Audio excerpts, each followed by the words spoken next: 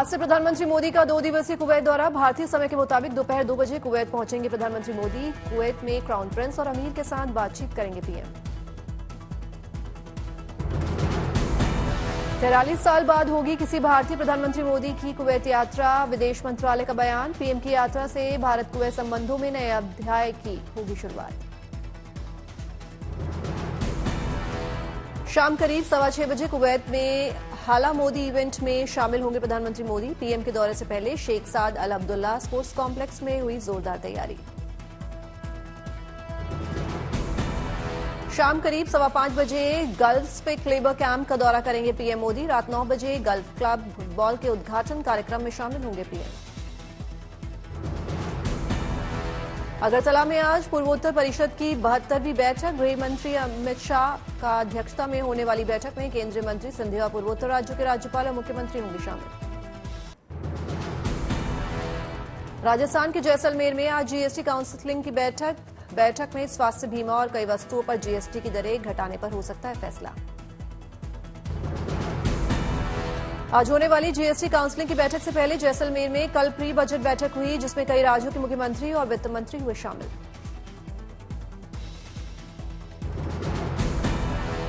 एक देश एक चुनाव पर बनी संयुक्त संसदीय समिति में होंगी लोकसभा के 27 और राज्यसभा के 22 सदस्य। बीजेपी सांसद पीपी चौधरी बनाए गए समिति के अध्यक्ष। प्रियंका गांधी के खिलाफ केरल हाईकोर्ट में दायर याचिका। प्रियंका पर वायनाड लोकसभा उपचुनाव में अपनी और परिवार की संपत्ति के बारे में गलत जानकारी देने का आरोप। 25 दिन से आमरण अनशन कर रहे हैं किसान नेता जगजीत सिंह डल्लेवाल ने सुप्रीम कोर्ट को लिखी चिट्ठी। केंद्र सरकार को मांगे मनाने के निर्देश देने की अपील की। एमएसपी की कानूनी गारंटी की भी मांग की। नोएडा एयरपोर्ट के लिए जमीन देने वाले किसानों को सीएम योगी की सौगात। सीएम योगी का ऐलान, किसानों को अब 4300 रुपए प्रति वर्ग मीटर की दर से मिलेगा भुगतान। सीएम योगी आदित्यनाथ ने लखनऊ में अपने आवास पर नोएडा इंटरनेशनल एयरपोर्ट के लिए जमीन देने वाले किसानों से की बात। सीएम योगी ने अधिग्रहित जमीन का मुआवजा बढ़ाने का किया ऐलान। सीएम योगी बोले, किसानों को नियम के मुताबिक ब्याज का भी देना होगा भुगतान। प्रभावित किसानों के व्यवस्थापन, रोजगार और सेवा योजन का भी होगा पूरा प्रबंध। सीएम योगी के ऐलान से खुश किसानों में जय श्री राम का नारा लगाकर जताया आभार। अयोध्या में रामलला के दर्शन की जताई इच्छा। सीएम ने अफसरों को दर्शन कराने के इंतजाम करने के दिए निर्देश। सीएम योगी बोले, अप्रैल में होगा प्रधानमंत्री करेंगे नोएडा हवाई अड्डे का शुभारंभ। अगले 10 साल में देश का सबसे विकसित क्षेत्र बनेगा जेवर। जयपुर एलपीजी टैंकर हादसे को लेकर जांच प्रक्रिया तेज। Supreme Court committee on road safety ने मुख्य सचिव से मांगी रिपोर्ट। राजस्थान मुख्य सचिव के निर्देश पर हुए हादसे में कमेटी गठित। संयुक्त जांच कमेटी एलपीजी टैंकर हादसे के हर पहलू की करेगी जांच। सड़क दुर्घटना की जांच के लिए सुप्रीम कोर्ट ने 20 जनवरी तक का वक्त दिया। सूत्रों की माने तो अगले हफ्ते तक कमेटी सबमिट कर देगी रिपोर्ट। केंद्र सरकार ने मृतकों के परिजनों के लिए 2 लाख रुपए की सहायता राशि का किया ऐलान। वहीं राजस्थान सरकार की ओर मृतकों के परिजनों को 5 लाख और घायलों को 1 लाख की देगी मदद। जयपुर के एसएमएस अस्पताल के बर्न वार्ड में चल रहा है घायलों का इलाज। 5 अज्ञात मृतकों की पहचान के लिए होगी डीएनए जांच। जयपुर हादसे के बाद राजस्थान के मुख्यमंत्री भजन लाल का बड़ा ऐलान। हाईवे पर ब्लैक स्पॉट्स को ठीक करने के लिए चलेगा विशेष अभियान। राजस्थान में 2300 करोड़ से ज्यादा की लागत से ब्लैक स्पॉट्स को किया जाएगा ठीक। काम की गुणवत्ता पर मुख्यमंत्री कार्यालय की रहेगी नजर। राजस्थान में एनएचएआई द्वारा 40 ब्लैक स्पॉट किए गए चिन्हित। 13 स्पॉट्स की हुई मरम्मत। दिवंगत एएसआई सुरेंद्र सिंह के गांव पहुंचे सीएम भजन लाल। श्रद्धांजलि के बाद परिजनों से की मुलाकात।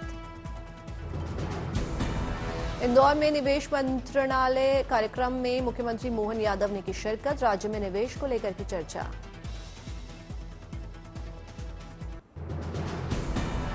कोलकाता के नेताजी सुभाष हवाई अड्डे का शताब्दी समारोह आज से। इस मौके पर हवाई अड्डे के साथ ही परिसर में लगे पेड़ पौधों में भी रंग बिरंगी रोशनी से की गई सजावट। तमिलनाडु के कोयम्बटूर में देखी क्रिसमस की तैयारियां। क्रिसमस के लिए रंग बिरंगी रोशनी से की गई खूबसूरत सजावट। मॉल में लगाया गया 40 फीट ऊंचा क्रिसमस ट्री। तमिलनाडु के नीलगिरी जिले में क्रिसमस की तैयारियां जारी। 1823 बिस्किट से सजाया गया जिंजर ब्रेड हाउस। 35 फीट का लंबा क्रिसमस ट्री भी सजाया गया। कोलकाता में दिखी अनोखी शादी। ट्राम में हुई शादी का आयोजन। दूल्हा दुल्हन ने ट्राम में खिंचवाई तस्वीरें।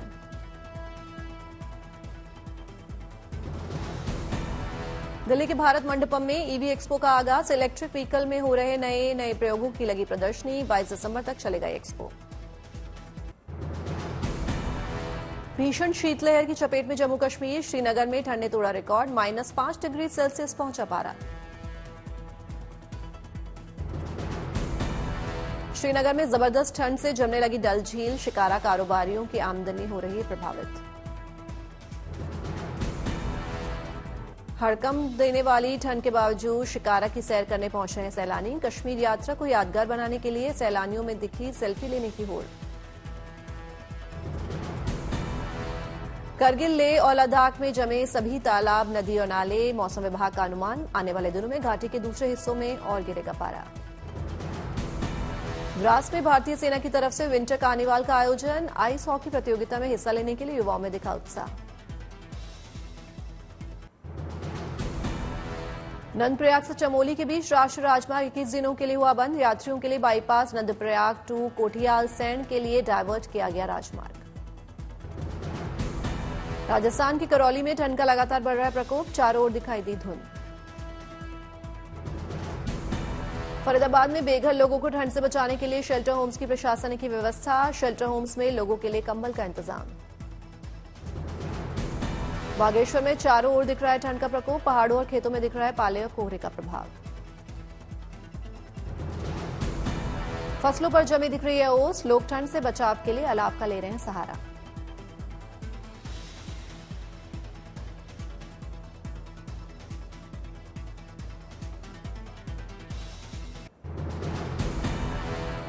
महाकुंभ को आकर्षक बनाने के लिए पहली बार संगम की रेती पर डोम सिटी का निर्माण। जमीन से 18 फीट ऊंचाई वाले डोम सिटी से होंगे महाकुंभ के अलौकिक दर्शन।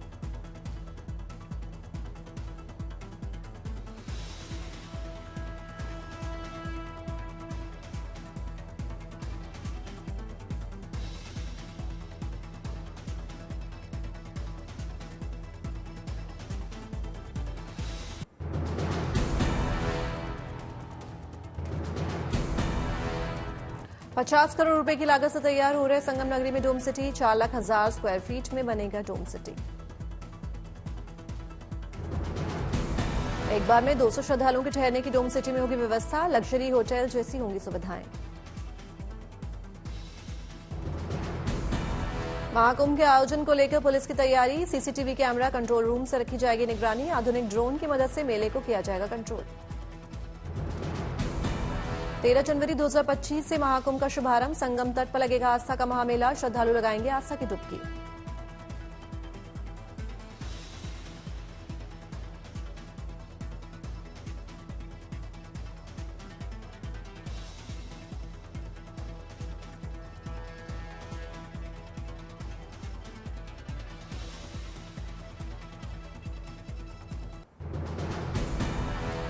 प्रयागराज में होने वाली धर्म संसद में मथुरा के साधु संत भी होंगे शामिल। धर्म संसद में कृष्ण जन्मभूमि मुक्ति के लिए मथुरा के संत करेंगे शंखनाद।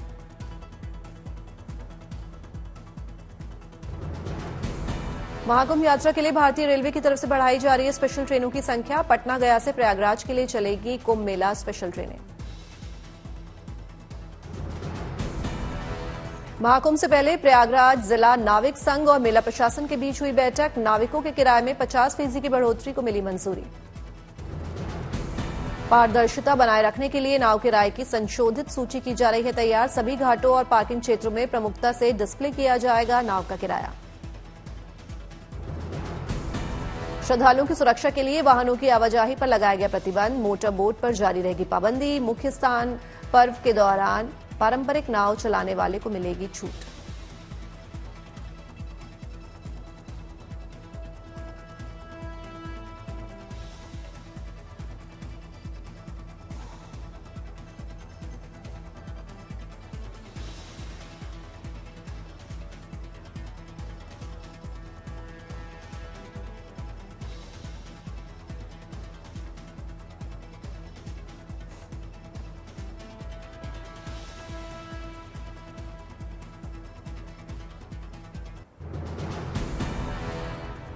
सीएम योगी का अयोध्या दौरा, धार्मिक अनुष्ठान और कथा कार्यक्रम में लिया हिस्सा। कहा, दुनिया में अगर मानव सभ्यता को बचाना है तो सनातन का सम्मान करना होगा।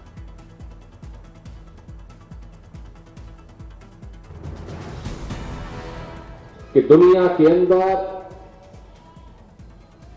अगर विश्व शांति की स्थापना करनी है तो यह सनातन धर्म ही उसको कर सकता है, केवल सनातन धर्म।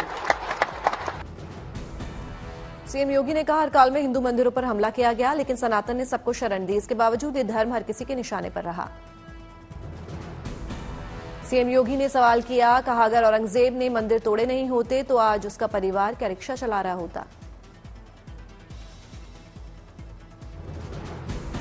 पूछता हूं कि भाई जिन लोगों ने मंदिर तोड़े थे उनकी क्या स्थिति है वर्तमान में। तो लोग बताते हैं कि औरंगजेब के परिवार के लोग, उसके वर्तमान खानदान। मुझे कोई एक दिन बता रहा था, जब कोलकाता के पास वो रिक्शा चलाते हैं, तो मुझे बताओ, अगर उसने टुकड़े किए होते, इन मंदिरों को तोड़ा नहीं होता तो रिक्शा चलाता क्या? सीएम योगी ने कहा, सनातन धर्म ही भारत का राष्ट्र धर्म है और इसे सुरक्षित रखना हम सभी का कर्तव्य है। सीएम योगी ने कहा, धर्म और संस्कृति के माध्यम से समाज में सकारात्मकता और शांति का प्रसार होता है। शुक्रवार को संभल पहुंची एएसआई की टीम। एएसआई ने बंद मिले कार्तिकेय मंदिर समेत 5 मंदिरों और 19 कुओं का किया सर्वे।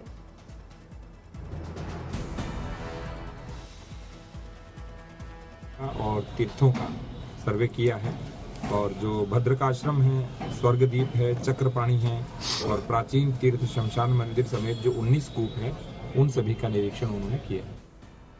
संभल के डीएम ने कहा, सुरक्षा कारणों से पूरे मामले को गुप्त रखा गया। एएसआई की 4 सदस्यीय टीम ने किया सर्वे। डीएम ने एएसआई को सर्वे के लिए लिखा था पत्र। संसद धक्का मुक्की मामले की जांच करेगी क्राइम ब्रांच। दिल्ली पुलिस ने दोनों पक्षों की ओर से दायर मामलों को क्राइम ब्रांच को किया ट्रांसफर। संसद परिसर में गुरुवार को ही धक्का मुक्की को लेकर बीजेपी सांसदों ने संसद मार्ग थाने में की थी शिकायत। पुलिस ने शिकायत के आधार पर राहुल गांधी के खिलाफ दर्ज की थी एफआईआर। दिल्ली पुलिस ने कहा, संसद में हुई हाथापाई की जांच क्राइम ब्रांच को सौंप दी गई है। क्राइम ब्रांच बीजेपी और कांग्रेस दोनों की शिकायतों की करेगी जांच। पुलिस सूत्रों के मुताबिक राहुल गांधी को पूछताछ के लिए बुला सकती है पुलिस। धक्का मुक्की के गवाह रहे सांसदों ने भी दर्ज किए बयान। राहुल गांधी पर धक्का मुक्की के दौरान हमला करने और उकसाने का लगाया गया आरोप। धक्का मुक्की में बीजेपी सांसद प्रताप चंद्र सारंगी और मुकेश राजपूत हुए थे घायल। सरकार और विपक्ष में मोर्चाबंदी और प्रदर्शन के लिए संसद का शीत सत्र खत्म। लोकसभा और राज्यसभा अनिश्चितकाल के लिए स्थगित। लोकसभा स्पीकर की सांसदों को नसीहत। कहा, संसद की गरिमा सामूहिक जिम्मेदारी।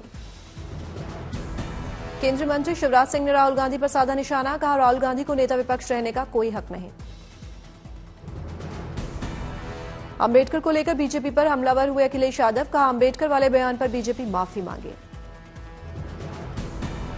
बीजेपी सांसद अपराजिता सारंगी ने प्रियंका गांधी को गिफ्ट किया बैग। 1984 सिख दंगों को लेकर कांग्रेस पर किया कटाक्ष। दिल्ली में बिना किसी मुख्यमंत्री चेहरे के ही चुनाव लड़ेगी बीजेपी। सूत्रों के मुताबिक सहयोगी दल एलजेपी और जेडीयू को भी मिलेंगी कुछ सीटें। दिल्ली चुनाव से पहले घुसपैठियों पर सियासी संग्राम। केजरीवाल ने नड्डा पर पूर्वांचली लोगों की रोहिंग्या से तुलना का लगाया आरोप। संबित पात्रा ने केजरीवाल पर हमला बोलते हुए कहा, घुसपैठियों, बांग्लादेशियों और रोहिंग्यों का साथ आप देते हैं। पूर्वांचल के लोग हमारी आन बान शान है। संभल के सांसद जियाउर रहमान भट्ट ने गृह मंत्री अमित शाह से मिलने का मांगा समय। सूत्रों के मुताबिक भट्ट संभल के हालात, कानून व्यवस्था और पुलिसिया कार्रवाई को लेकर रखेंगे अपनी बात।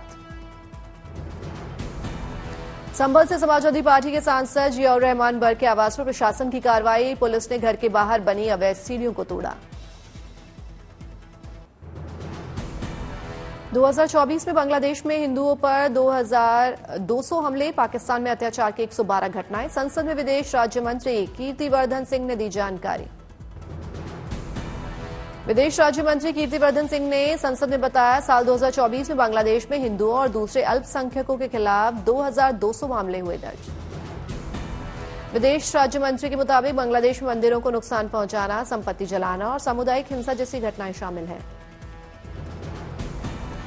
विदेश राज्य मंत्री ने संसद को बताया भारतीय दूतावास हिंसा और अत्याचार की घटनाओं पर नजर है। बांग्लादेश सरकार से इन पर कार्रवाई की मांग की गई। सिलीगुड़ी में एसएसबी के 61वें स्थापना दिवस समारोह में शामिल हुए गृह मंत्री अमित शाह, जवानों को किया संबोधित। सिक्किम के करीब जुलूक में फंसे 12 पैरामिलिट्री के जवानों को भारतीय एयरफोर्स ने किया रेस्क्यू के जवानों को अस्पताल में करवाया गया भर्ती। अयोध्या में सीएम योगी आदित्यनाथ ने किया हनुमानगढ़ी मंदिर में दर्शन। सीएम ने विधि विधान से लिया बजरंगबली का पूजन और लिया आशीर्वाद। हिमाचल प्रदेश विधानसभा के शीतकालीन सत्र में सीएम सुक्खू ने ई विधान ऐप को किया लॉन्च। ऐप के जरिए देशभर में देखी जा सकेगी सदन की कार्यवाही। कोटा में 12 साल की बच्ची अविका यादव ने बनाई द हार्ट फार्मेसी नाम की वेबसाइट। ये एक तरह का दवाई बैंक है। यहां लोग घरों में बची दवाइयां जरूरतमंदों के लिए दे सकेंगे। अमृतसर में पुलिस ने चलाया चेकिंग अभियान। त्योहारों को देखते हुए स्टेशन पर यात्रियों के सामानों की हुई जांच। अलवर रेलवे मंडल ने श्रद्धालुओं को दी बड़ी सौगात। अलवर से प्रयागराज में आयोजित होने वाले महाकुंभ के लिए चलेंगी 5 स्पेशल ट्रेन। रामगढ़ के पथरातू डैम में लगा पर्यटकों का तांता। डैम में बोटिंग का लुत्फ उठा रहे हैं सैलानी। प्रवासी पक्षी भी बने आकर्षण का केंद्र।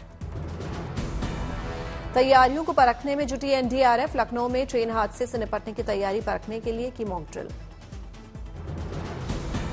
इंदौर में पुलिस ने नाइजीरियन और राजस्थान के ड्रग तस्कर को किया गिरफ्तार। ड्रग भी बरामद। आरोपी के खिलाफ दिल्ली में भी दर्ज है मामले। तेलंगाना के पूर्व मुख्यमंत्री केसीआर के बेटे केटीआर के खिलाफ ईडी ने दर्ज किया केस। फॉर्मूला ई रेस में 55 करोड़ की धोखाधड़ी का मामला के कविता के भाई हैं केटीआर। दिल्ली में लोकसभा स्पीकर ओम बिरला, केंद्रीय मंत्री जेपी नड्डा और मनोहर लाल खट्टर ने मोबाइल मेडिकल यूनिट का किया निरीक्षण। लखनऊ में 11 साल की बच्ची को अगवा करने वाला 25,000 का इनामी बदमाश गिरफ्तार। पुलिस के साथ मुठभेड़ में पकड़ा गया आरोपी। मुठभेड़ में पैर में लगी गोली। 2 दिन पहले बच्ची को बहला फुसलाकर ले गया था साथ। पुलिस ने गुरुवार को बच्ची को सकुशल बरामद किया।